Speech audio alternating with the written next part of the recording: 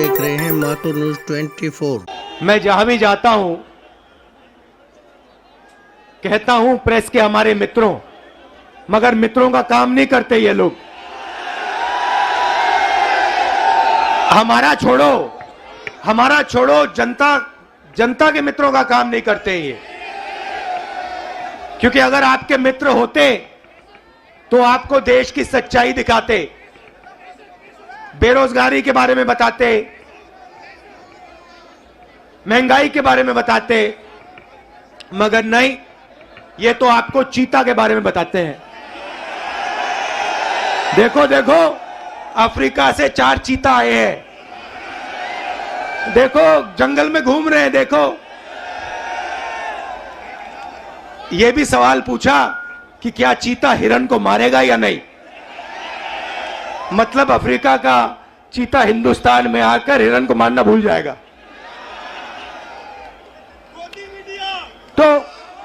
तो मित्र तो है नहीं। अच्छा, मीडिया बात नहीं उठाती जनता की, तो हमने सोचा पार्लियामेंट में भाषण करो। डिमोनेटाइजेशन, नोटबंदी के बारे में भाषण करने की कोशिश की, गलत जीएसटी के बारे में बोलने की कोशिश की। जो हम जमीन अधिग्रहण कानून लाए थे, जब नरेंद्र मोदी जी ने उसको रद्द करने की कोशिश की, हमने पार्लियामेंट हाउस में बोलने की कोशिश की, वहां पे माइक ऑफ कर देते हैं।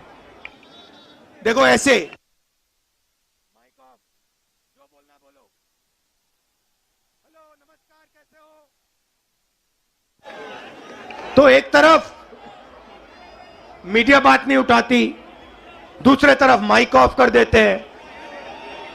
तो हमने सोचा चलो जनता के साथ कन्याकुमारी से कश्मीर चलकर जनता से बातचीत करें, जनता की आवाज सुने और जनता के दिल में जो है वो रखें। 3000 किलोमीटर हो गए, कन्याकुमारी से शुरू किया। कम नहीं होता भाइयों और बहनों। आप ये मत सोचो कि 3000 किलोमीटर कम होता है, कम नहीं होता है।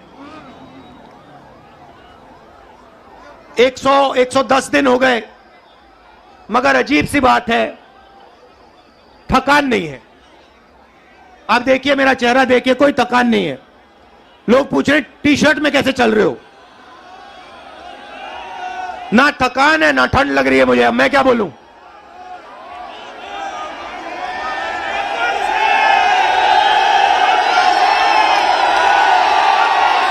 अच्छा, जो प्रेस वाले हैं, एक बात देखो मेरे साथ, एक बात देखो इनके बारे में। देखो एक बात, ठहर जाओ भैया, एक बात देखो प्रेस वालों की। मैं यात्रा में चल रहा हूं, मैं टी शर्ट में हूं, मेरे साथ किसान के गरीब बच्चे चलते हैं, वो फटी शर्ट में होते हैं, उनकी पूरी टी शर्ट भी नहीं होती।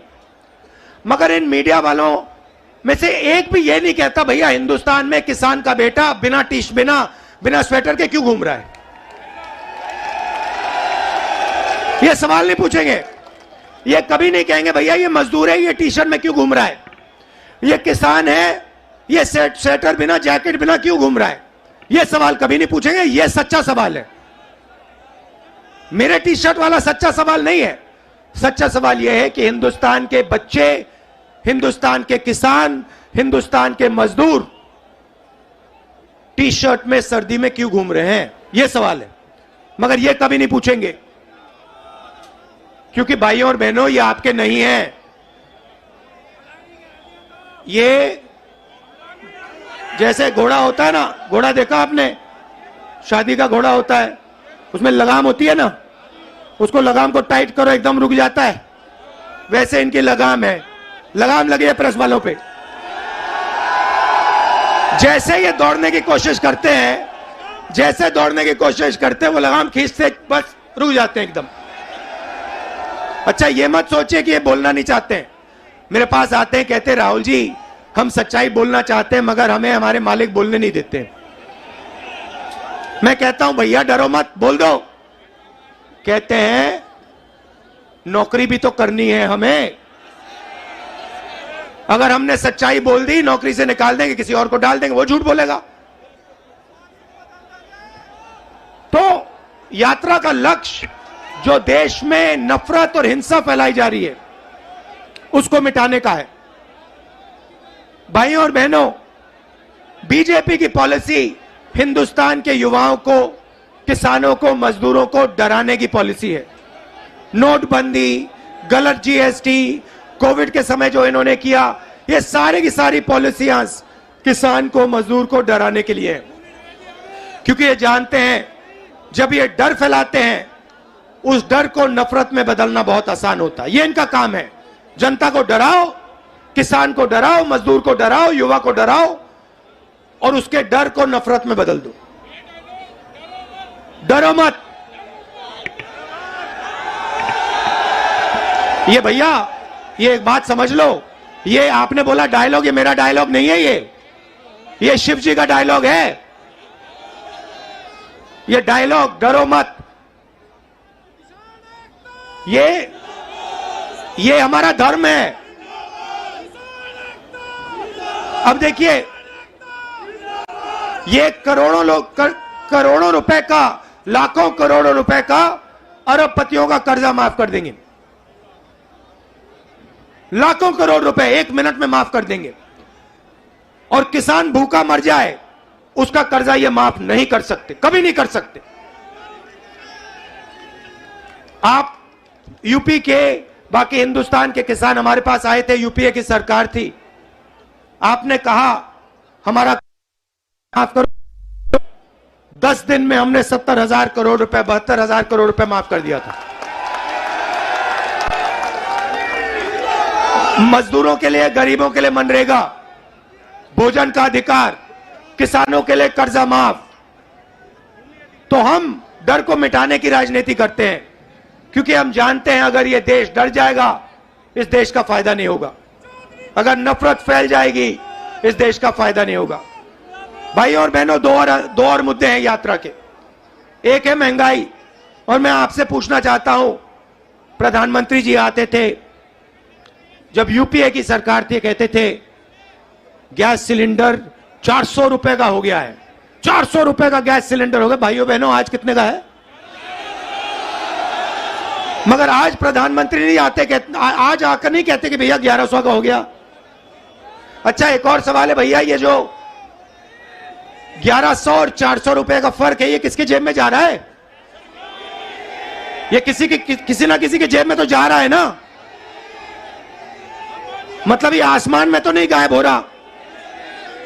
तो याद रखिए, ये नरेंद्र मोदी जी के जो खास मित्र हैं, 3-4 खास मित्र हैं, ये जो आपके गैस सिलेंडर का पैसा आपके जेब में से निकाला जा रहा है, उनकी जेब में जा रहा है। अच्छा भाइयों और बहनों, पेट्रोल का क्या दाम हुआ करता था यूपीए के समय? 60 रुपए। आज क्या है? 100। तो ये भी याद रखिए, ये जो 40 रुपये, 60 रुपया जो है, जो आपके जेब में से निकाला जा रहा है, ये भी उनके 2-3 मित्रों के जेब में जा रहा है। तो हमारा दूसरा मुद्दा महंगाई, और तीसरा मुद्दा, सबसे बड़ा मुद्दा, जो देश में नोटबंदी, गलत जीएसटी के कारण बेरोजगारी फैली है। आज 3,000 किलोमीटर में हर स्टेट में मुझे युवा मिलते हैं। मैं पूछता हूं क्या पढ़े, कहते हैं इंजीनियरिंग की, डॉक्टर बनने के लिए पढ़ाई की, आईएएस के लिए तैयारी की। और फिर मैं पूछता हूं भैया आप करते क्या हो? कहते हैं राहुल जी, शर्मा के कहते हैं राहुल जी हम तो मजदूरी करते हैं। कोई कहते हैं भैया, कोई कहते हैं मजदूरी करते हैं, कोई कहते हैं भैया हम पकौड़े पका रहे हैं।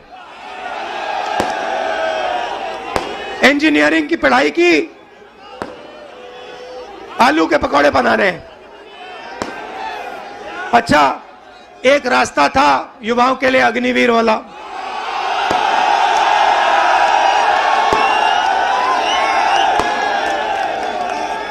उसमें क्या था? सुबह युवा उठते थे, 4 बजे उठते थे, दौड़ते थे।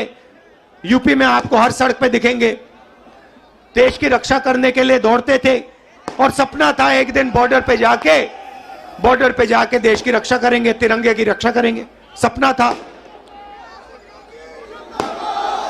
युवा 15 साल सेना में सेवा कर सकता था, उसके बाद उसको पेंशन मिलती थी।